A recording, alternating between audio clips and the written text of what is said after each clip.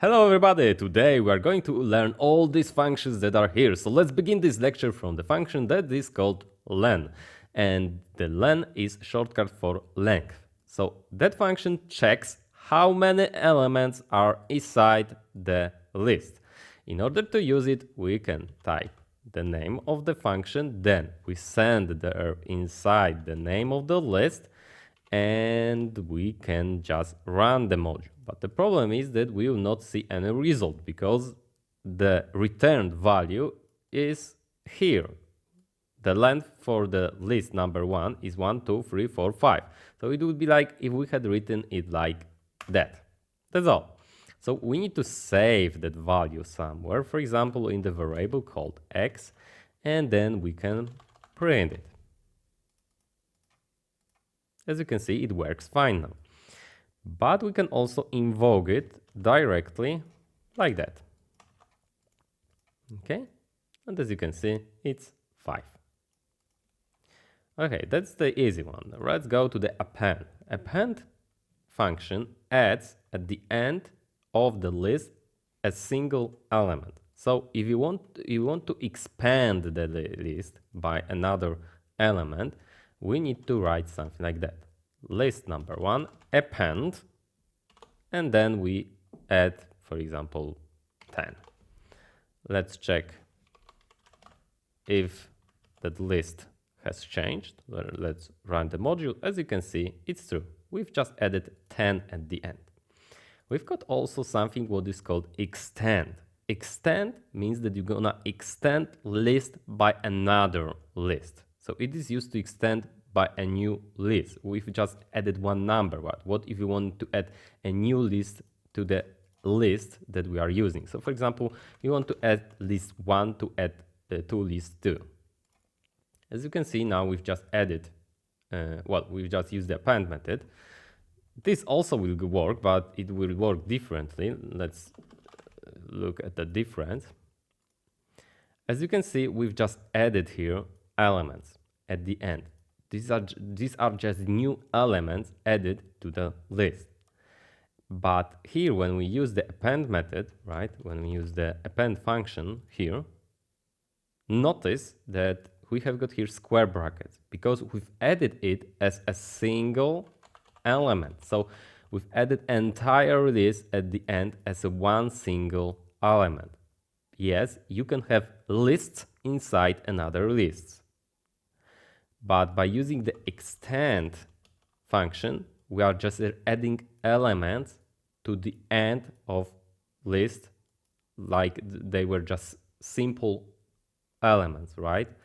Simple items. Okay, so that's the difference between the append and extend. You can also, that's good to know, add list like that. List plus list 2, for example. But the problem is that when we do something like that, we are creating totally in the temporary memory a new list that we need to save somewhere. So we can, for example, save it as list 3. And then when you run the module, as you can see, yes, it works like the extend. But the problem is that it's slower, right? Because you need to create somewhere in memory a temporary list and then save it to another list. You could, change, for example, list number 1. So you wouldn't need to use the third variable, but still it is, changing entire list. And right now we have got only a few elements here and here, right? But imagine that there's this pretty big list of like thousands of things inside and we want to connect them. Definitely do not use this method because it will be slower. Use the extend if you want to extend the list by another list, right? Use append if you want to add at the end a single element. Okay, so now let's learn about the insert. Insert means putting something in, and well, that's what it does. List number 1, insert, and we want to insert, for example, something at the beginning, and then we put as the first thing after the parentheses the index where we want to put something, and then the value that we want to put in. So for example, we want to put 10 inside.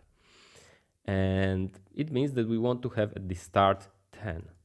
Let's run the module. And as you can see, we've got here 10 now. If you want to have, for example, here 10, then we would put here 1. And when you run the module, as you can see, we have got 10 now at the index 1. If we put, for example, 2, we'll have it at the third position, so at the index 2. Okay? So that's how the insert works. We've got also a method that is called index. Index allows you to return the index of the thing that we are looking for inside the parentheses. So if we type, for example, -2, and we'll invoke it like that, you will notice that we've got 2 because, yes, it's true, 0, 1, 2. The index of -2 is 2. That's pretty okay. But what if we have 2 occurrences of, for example, 7? Then it will return only the first position, so 0, 1. The first occurrence will be returned, okay? Only the index of the first occurrence. That's all. That's how the index works. But what if we type something that doesn't exist in the array, in the list, sorry? You'll notice that there is just an error like that. And this error should be, handled. But we don't know how to do it yet. We'll learn about how to handle things like that in future. Don't worry. There is also a function that is called sort. Sort is great because you can sort as ascending or descending all the values without having to write some hard code. So right now, this is just some random numbers, but we want to have them, sorted. This is a pretty common thing to do. So we just type sort and that's all. Right now, all the items that are inside the list are sorted. That's just great. In ascending order. If we want to have reverse order, so descending, we need to, as you can see, do something like that. We need to change the reverse from the default value because the default value for the reverse is false. So when you run this again, we have the same result. But when we change it to true, you will notice then it is a descending order, right? That's pretty awesome that you can do so fast sorting in Python. There is also a very cool function that you can just check the maximum number instantly. Just use the max. If you want to see the smallest value, just use the min. Okay? There is also a function that counts how many occurrences, so how many times something shows up inside the list. So if we type, for example, list number 1, count how many times 7 is inside the list, you will notice that we've got it 2 times, right? If we type -2, it will tell us that it's only once. When we type something that doesn't exist, as you can see, it says that it doesn't exist. There is also a method that allows you to pop, so it means to remove the last element of the list. When we run the module, you will notice that we've just popped, so we removed the last element from the list. You can pop it as many times as there are elements inside the list, right? And each time we've removed the last element. So we've removed 7, 20, and -2 this time, right? Because it was 3 times invoked. You might be like, but why would I use it? Because, well, you could, for example, work on the last elements, and then after working with them, you would, for example, you wouldn't need them anymore, right? They are not needed anymore, but they are still taking the place in memory. So it's a good idea to just pop them out. So you just remove them and they will not take the memory anymore, okay? That's why the pop might be useful. You can also remove the item from the list so the first time that it shows up. So we can, for example, remove 7. So it means that we remove only that first occurrence, okay? And as when we run the module, as you can see, we have a 54, right? Minus 2, 20 and 7. We don't have that's the 7 that is here, right? Only the first occurrence is gonna be removed. We've got also the method that clears entire list. So it removes entire content of the list. And why would you use it? Well, for example, you've completely used the list, or you don't need it anymore, and you want to just clear it, right? You don't want to have it inside a memory. So it is like optimizing your program.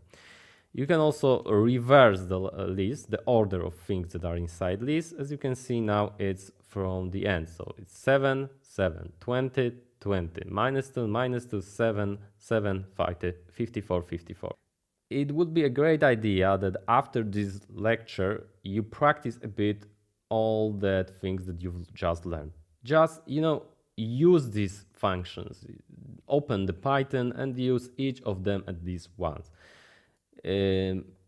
Most time you do not need to remember all these functions, right? Because, well, if you forget about it, you just type into the Google list functions Python, and you will find every name for each function and how do they work. But it's very important for you as a programmer to know that they exist, okay? So when someday you will be like, it would be a great idea to sort this list, but how to do it? Oh, do I need to make a loop for it?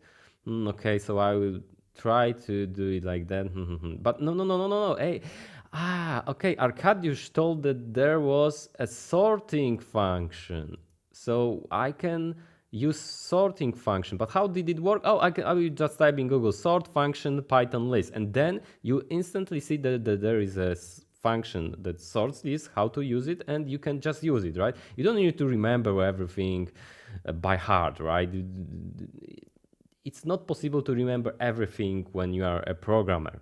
Just, when you forget something, it's okay, but it's good idea to just remember that it existed, right? And then you can just easily use Google to find out about the function without having to write the function on your own. Of course, in future you will be able to write functions like that. We'll learn how to write functions, but it takes time. Why we rewrite things that are already written, right? That would be just taking your time, which is very precious. So that's only the lesson. And as always, if you have any questions, feel free to ask.